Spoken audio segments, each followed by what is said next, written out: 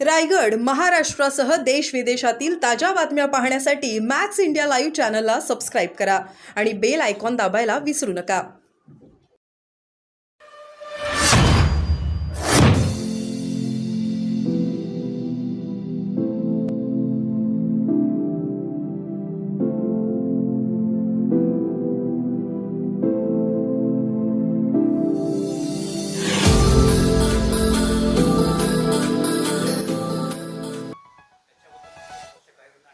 मला जातीतलं काही कळत नाही. मला ह्या सगळ्या गोष्टींमधलं खरंच कळत नाही. मला माझ्याकडे ह्याच्याबद्दल उत्तरच नाही आहेत. आपण सरळ प्रश्नांची वेडीवाकडी उत्तरं शोधतोय.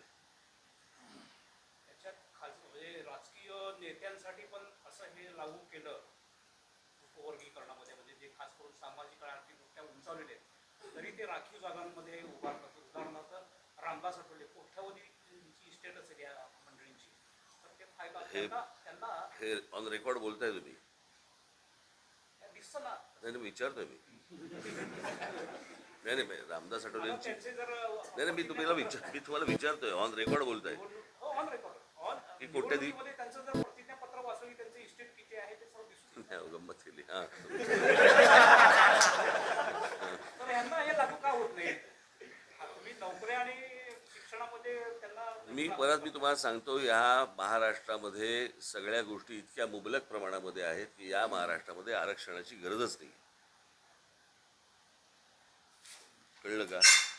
म्हणजे जर व्यवस्थित पैशाचं नियोजन केलं, आज तुम्ही मला सांगा, या सगळ्या आपल्या मुंबई असेल, ठाणा असेल, पुणे असेल, या सगळ्या भागामध्ये, नागपूर असेल, या भागामध्ये ज्या प्रकारचे फ्लायओव्हर्स, ब्रिजेस आणि इतर सगळ्या गोष्टी ज्या होत आहेत, बरोबर, त्या का होतात?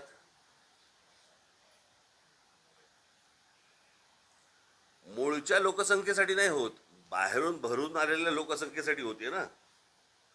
म्हणजे आपला सर्वाधिक राज्याचा पैसा खर्च होतोय हा बाहेरून ज्या वेळेला. आज साधी गोष्ट, आपण मी मागे पण हा विषय एकदा बोललो होतो, कुठे बोललो होतो आता आठवत नाही मला, 3दा-4दा बोललो होतो. आपला ठाणे जिल्हा आहे. हा ठाणे जिल्हा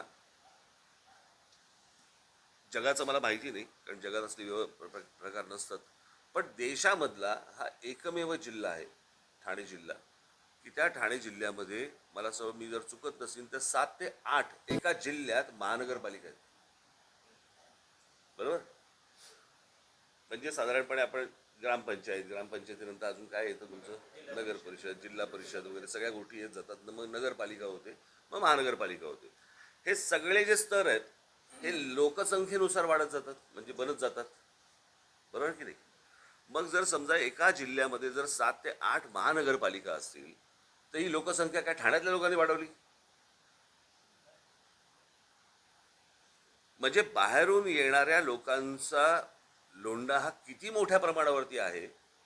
आणि मग ते तिथे त्या शहरांमध्ये आल्यानंतर त्यांची व्यवस्था लावण्यातच सरकारचा पैसा इतका खर्च होतो की इथे आमच्याकडे शेतकरी आत्महत्या करतायत, त्याच्याकडे आपल्याकडे लक्ष द्यायला नाहीये. आपल्याकडे रोजगारच्या संधी उपलब्ध होत आहेत, पण आपल्या तरुणांना महाराष्ट्रातल्या माहिती नाही कुठे होत आहेत. तुम्हाला आठवत असेल माझं मागचं रेल्वेचं आंदोलन, युपीला, बिहारला वर्तमानपत्रांमध्ये जाहिराती येतात महाराष्ट्रामधल्या नोकरीच्या, आणि महाराष्ट्रामध्ये येत नाहीत. म्हणजे काय? महाराष्ट्रामध्ये असलेले जे उद्योग आहेत याच्यामध्ये बाहेरच्यांना कळतं की इथे नोकऱ्या आहेत, आणि माझ्या महाराष्ट्रातल्या पोरांना कळत नाही.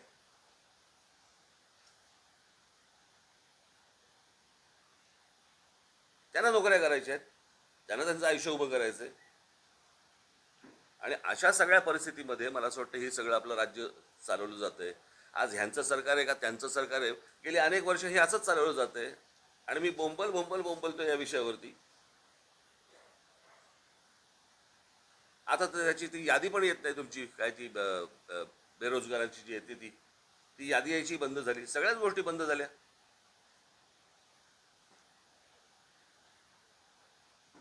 इतक्या गोष्टी या राज्यामध्ये उपलब्ध असताना खरं तर आपल्याला आरक्षणाची गरजच नाहीये महाराष्ट्राला.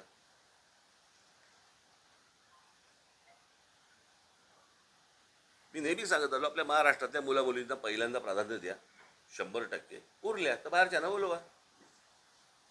मी काय देश तोडायचा विचार नाही करत आहे, पण पहिल्यांदा सगळेच जण. आता साधी गोष्ट आपण लक्षात घेऊया ना, की नरेंद्र मोदी आत्ता काय त्या तुमच्या स्पोर्ट्सच्या संदर्भामध्ये काहीतरी बजेट आलं, बरोबर?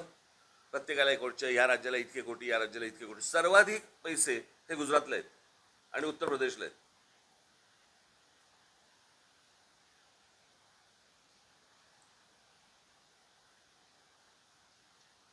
माझा आक्षेप तर ह्याच गोष्टींसाठी आहे ना. तुम्ही जर माझी सगळी जर अगोदरची भाषणं ऐकली तर त्याच्यावरती माझं हेच म्हणणं होतं की या देशामधल्या प्रत्येक राज्य हे नरेंद्र मोदी म्हणजे पंतप्रधान म्हणून त्यांनी समान पद्धतीने पाहिलं पाहिजे. उद्या ते म्हणतात ऑलिम्पिक्स आणायचे गुजरातमध्ये, देशातलं सगळ्यात मोठं स्टेडियम बांधायचं आहे गुजरातमध्ये. असं कसं करून चालेल? उद्या समजा मराठी पंतप्रधान झाला आणि त्यांनी समजा महाराष्ट्रामध्ये पण अशा प्रकारच्या गोष्टी आणायच्या केल्या तर मी त्याला विरोधच करीन.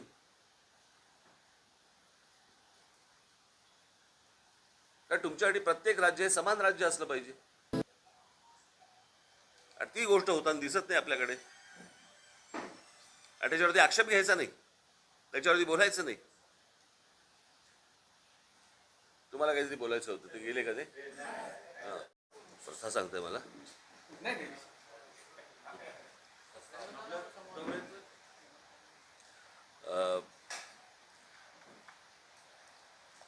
येणाऱ्या विधानसभेच्या निवडणुका आणि या निवडणुकांच्या दृष्टिकोनातून हा माझा महाराष्ट्र दौरा सुरू झालेला आहे. साधारणपणे प्रत्येक मतदारसंघाची छानबीन केली जाईल, परिस्थितीचा आढावा घेतला जाईल आणि मग त्याच्यानंतर पुढे किती जागा लढवायच्या आणि काय लढवायच्या. सर्वसाधारणपणे आम्ही एक 250 ते 250 जागा पक्ष लढवणार. हे काय पहिल्यांदा होत नाही, याच्या अगोदरही लढवल्या आहेत.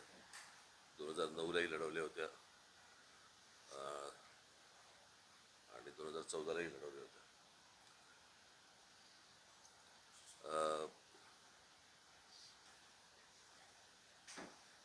बस त्या दृष्टिकोनातनं माझा सगळा दौरा आहे. आता याच्या पलीकडे मी तुम्हाला आता काय सांगू. तुम्हाला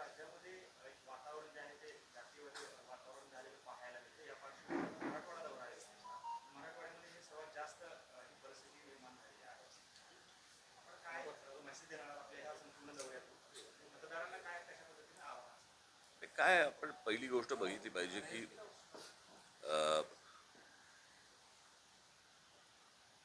मुळात हा विषय कसला आहे. विषय आहे शिक्षणाचा, विषय आहे नोकरीचा,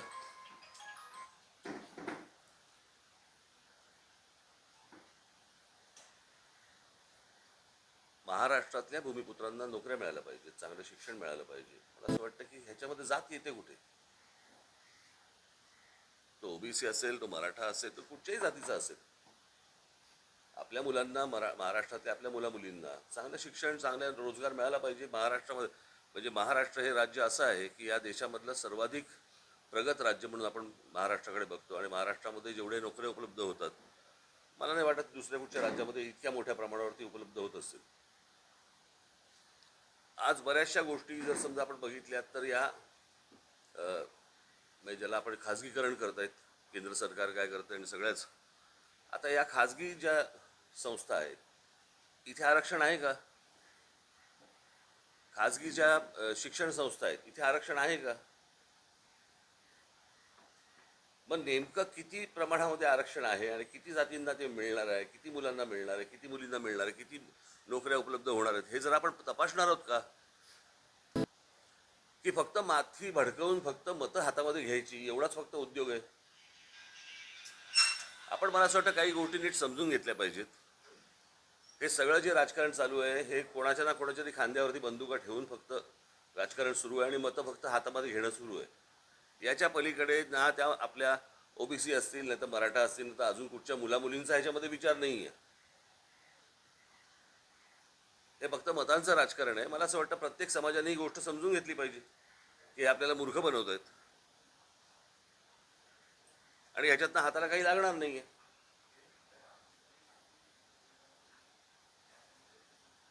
मी तुम्हाला सांगतो, आज बाहेरच्या राज्यांमधनं मुलं येतात आणि आपल्या राज्यांमधल्या नोकऱ्या बळकावतात, आपल्या राज्यामध्ये असलेल्या शिक्षण संस्थांमध्ये शिक्षण घेतात पण आपल्या मुलांना मुलींना मिळत नाही. मला असं वाटतं आपण विचार केला पाहिजे ना या गोष्टींचा.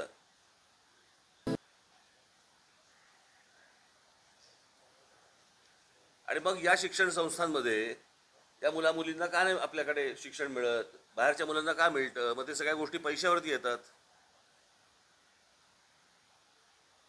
म्हणजे मूळ विषय राहतोय बाजूला आणि आपण कुठेतरी विचित्र भरकटत जातोय. आणि भरकटणं नुसतं नाही आहे, हे विष कालवणं आहे. मध्यंतरी तुम्ही देखील पाहिलं असेल, मी पाहिलं, लहान लहान मुली बोलत होत्या त्या जातीच्या ह्याच्यावरती की आमची मैत्री तुटली आणि ह्या सगळ्या गोष्टी झाल्या. हे भीषण आहे. बरं, हे मी कधीपासून सांगतोय की हे उद्या शाळा कॉलेजपर्यंत जाणार प्रकरण. आणि उद्या शाळा कॉलेजपर्यंत गेल्यानंतर असं वातावरण महाराष्ट्रात कधीच नव्हतं. आपण असल्या गोष्टी उत्तर त्या युपीमध्ये, बिहारमध्ये अशा आजपर्यंत आपण ऐकत आलो जातीच्या विषयावरती गोष्टी. हे लोण महाराष्ट्रात यावं. म्हणजे महाराष्ट्रासारखं एक राज्य ज्याने देशाला दिशा दिली, ते राज्य आज जातीपातीमध्ये खितपत पडलेलं आहे. याच्यासारखं दुर्भाग्य नाही. अशा प्रकारचं राजकारण करणाऱ्या, मला असं वाटतं की जी लोक असतील, प्रत्येक समाजाने यांना निवडणुकीला दूर ठेवलं पाहिजे. कळलं? लोकसभेला आपली भूमिका जी भूमिका असतील, अगदी फडणवीस असतील त्यापासून सगळे मिटकरी बसून सगळे महाराष्ट्रातले नेते एकमेकाला एकेरी भाषेत सुनाव. आता समोर जाताना नवीन काही कल्पना असतील लोकांसमोर काय जरा 2 मिनिटं थांबा रे. मी कुठे चाललोय का मला जरा सांगा. प्रश्नांची आपली घाई. ह्याने विचारलेल्या प्रश्नाचं उत्तर तर देऊ देत मला. ब्लूप्रिंट मांडली होती आपण, लोकांसमोर विकासाचे वेगवेगळे मुद्दे ठेवून निवडणुकीला सामोरं जातात. यावेळेस कसे मुद्दे असणार आहेत काय? मी एकदा एका पत्रकार परिषदेला असताना मला एका पत्रकाराने विचारलं होतं की तुम्ही ती जी ब्ल्यू फिल्म आणली होती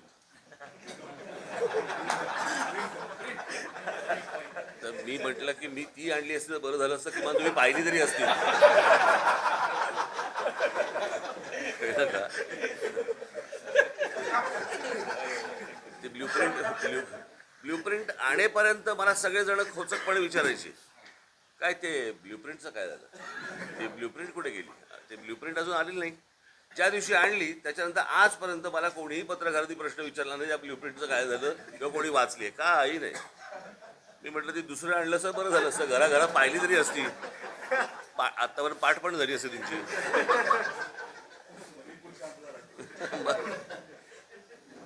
साहेब, राष्ट्रवादी शरद पवार गट आणि अजित तुम्ही स्वतः निवडणुकीच्या बघू तुला काय वाटतं काय कारण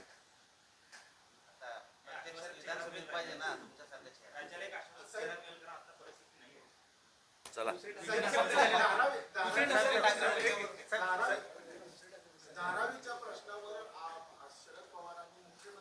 सोलापुरात धारावीवरती प्रश्न विचारले.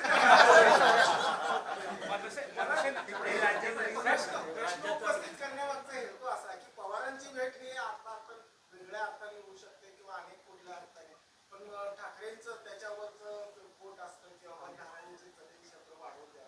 नेमकं याच्यामध्ये राजकारण अपेक्षित आहे का स्थानिकांचा विकास? म्हणजे आता तुम्ही स्थानिक आहात, तिथे मुंबईमध्ये धारावीची परिस्थिती काय आहे तुम्हाला माहिती आहे, गरज कशाची आहे नेमकी? साधारणपणे धारावी कुठे तुम्हाला माहिती आहे. आणि धारावी जिथे समजा आहे तिथे जर आत्ता जर समजा तुम्ही स्क्वेअर फुटाचा भाव काढलात तर तुम्हाला हे सगळं राजकारण कळेल.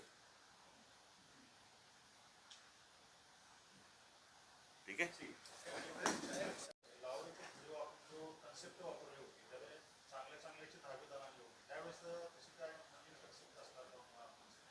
बघू आता जसं सुचेल तसं येईन समोर.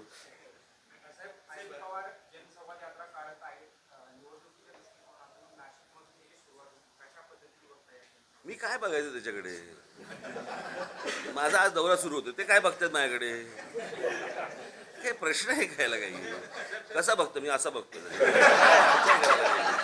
कसा बघतो त्याच्याकडे.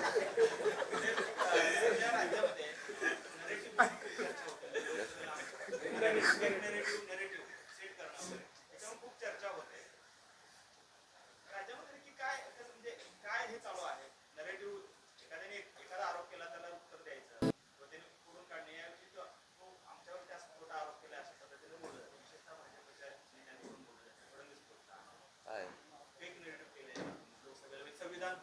नेगेटिव्ह सेट केला होता. बदलणार किंवा अशा पद्धतीने हे बघा. त्याच्यामुळे आम्ही निवडणुका हरलो असं त्यांचं म्हणणं आहे. आता पहिल्यांदा हे कोण बोललं?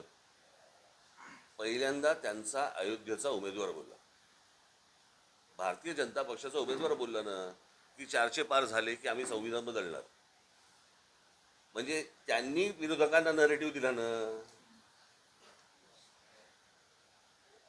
तोपर्यंत कुठे चर्चा पण नव्हती या गोष्टींची. त्याच्यानंतर त्यांचेच काही लोक बोलले परत या विषयामध्ये. तिथून हे सगळं सुरू झालं. साहेब, संजय राऊत असं म्हणतात की आपण